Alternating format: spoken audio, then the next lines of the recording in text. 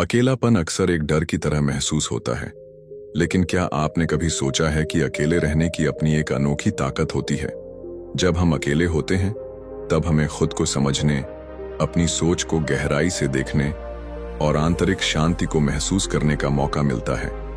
इस वीडियो में हम जानेंगे कि अकेले रहने की शक्ति को कैसे पहचाना जाए और इसे अपनी सबसे बड़ी ताकत में कैसे बदला जाए।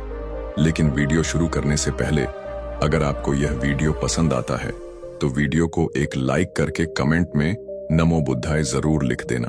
तो चलिए शुरू करते हैं। विश्रांत एक गुरु का नया नया शिष्य बना था। विश्रांत के मन में बहुत सारे प्रश्न थे जिन्हें वह गुरु से पूछ लेना चाहता था। एक दिन वह गुरु के पास आया और उनसे कहने लगा, गुरुदेव, इस दुनिया में सबसे मुश्किल कार्य क्या है?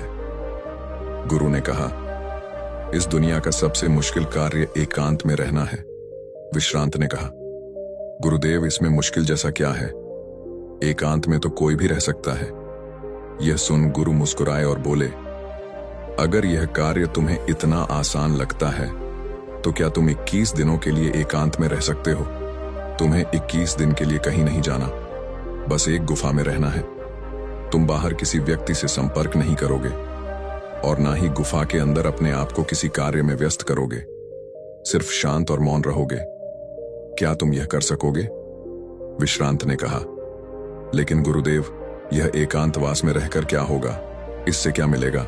गुरु ने कहा, जो मिलेगा वह तो तुम्हें पता चल ही जाएगा, लेकिन प्रश्न यह है कि क्या तुम इतना आसान कार्य कर पाओगे? अब विश्रांत तैयार हो गया।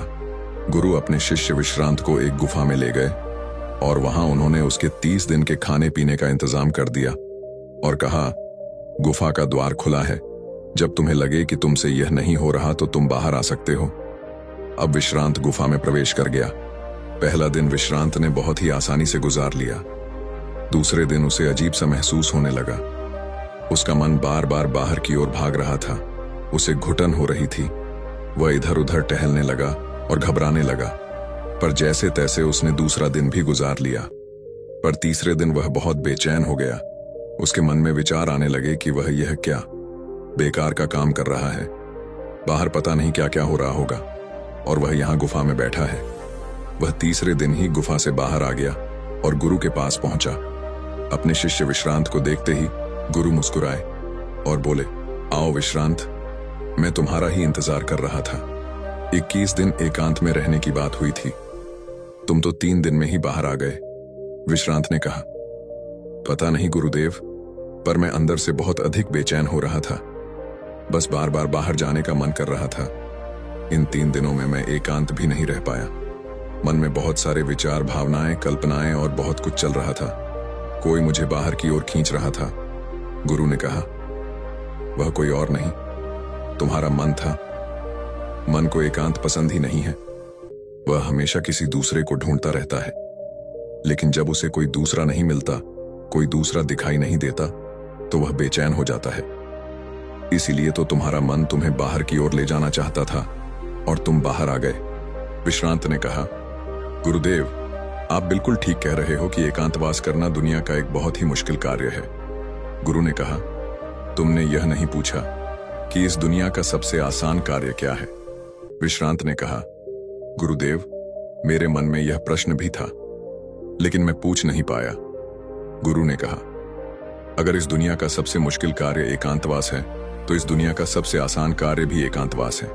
विश्रांत ने कहा, आप ये कैसी विरोधाभासी बातें कर रहे हैं? गुरुदेव, मैं कुछ समझ नहीं पा रहा। गुरु ने कहा, एकांतवास हमारा स्वभाव है, बस हम अपने स्वभाव से दूर हो गए हैं और मन के बनाए इस जाल में फंसकर हम हमेशा किसी दूसरे को ही ढूंढते रहते हैं और अपने एकांत को खो बैठते हैं। एकांत को साधना नहीं पड़ता, बल्कि वही हमारा स्वभाव है। यह सुन विश्रांत ने कहा, गुरुदेव, अगर एकांत हमारा स्वभाव है और यह इतना आसान है तो मैं क्यों 3 दिन में ही उस गुफा से बाहर आ गया?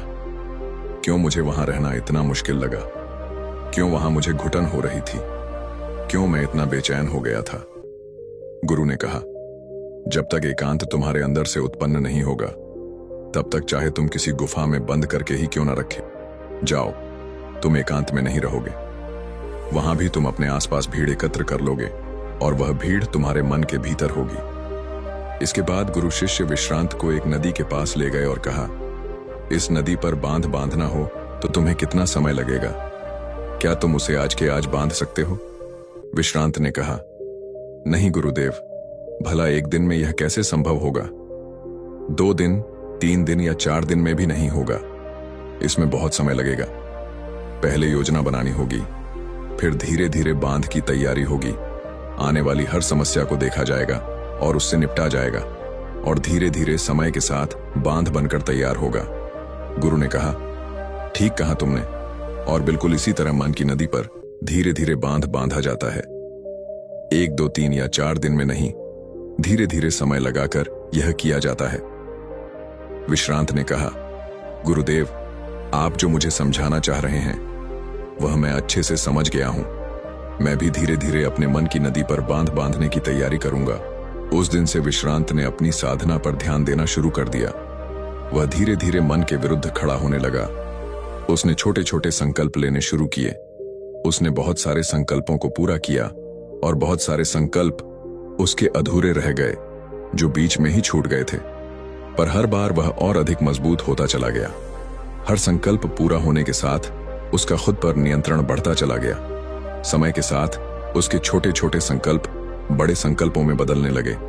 फिर एक दिन उसने संकल्प लिया और वह उस गुफा के अंदर चला गया। 21 दिन वह उस गुफा से बाहर नहीं आया। जब 21 दिन बीत गए तो गुरु को अपने शिष्य की चिंता हुई और वह उसे देखने गुफा के अंदर चले गए। उन्होंने देखा कि उनका शिष्य विश्रांत बिल्कुल शांत होकर एक स्थान पर ध्यान में बैठा हुआ है। इसके बाद शिष्य और गुरु दोनों उस गुफा से बाहर आ गए। दोस्तों, अब आप सोच रहे होंगे कि इस एकांतवास की कहानी का मतलब क्या है। वास्तव में एकांत वह चीज है जो हमें सत्य दिखाता है, शांति दिखाता है। हम सब अपने जीवन में बहुत छोटी छोटी चीजों में उलझे रहते हैं जो असल में इतनी मामूली हैं कि उनके होने या ना होने से कोई फर्क नहीं पड़ता, पर हमने उनको इतना बड़ा बना लिया है कि वह हमारे जीवन में बहुत मायने रखती हैं और हमारा जीवन उनके चारों ओर घूमता रहता है और हम वहीं के वहीं भटकते रहते हैं। इस दुनिया में कोई भी नहीं बचा, चाहे कोई कितना ही बड़ा इंसान क्यों ना हो, कितनी भी अकड़ के साथ क्यों ना खड़ा हो, सब मिट्टी में मिल गए हैं। राजा हो, भिखारी हो, शक्तिशाली हो या कमजोर हो, साधु या सन्यासी, कोई भी हो, किसी की अकड़ बाकी नहीं रही। जिन छोटी छोटी चीजों के लिए हम लड़ते झगड़ते रहते हैं, क्या करोगे? इन चीजों का कुछ पल ही लगते हैं। इस शरीर को मिट्टी बनने में कुछ समय मिला है जो बहुत कीमती है। उपयोग कर लो, कुछ सीख लो, कुछ जान लो, अपना जीवन जी लो। सब कुछ जानते हुए भी हम कुछ नहीं जानते। बस यही हमारी विडंबना है और यही हमारी बेहोशी है, और इसी से बाहर निकलने का नाम जीवन है। नमो बुद्धाय।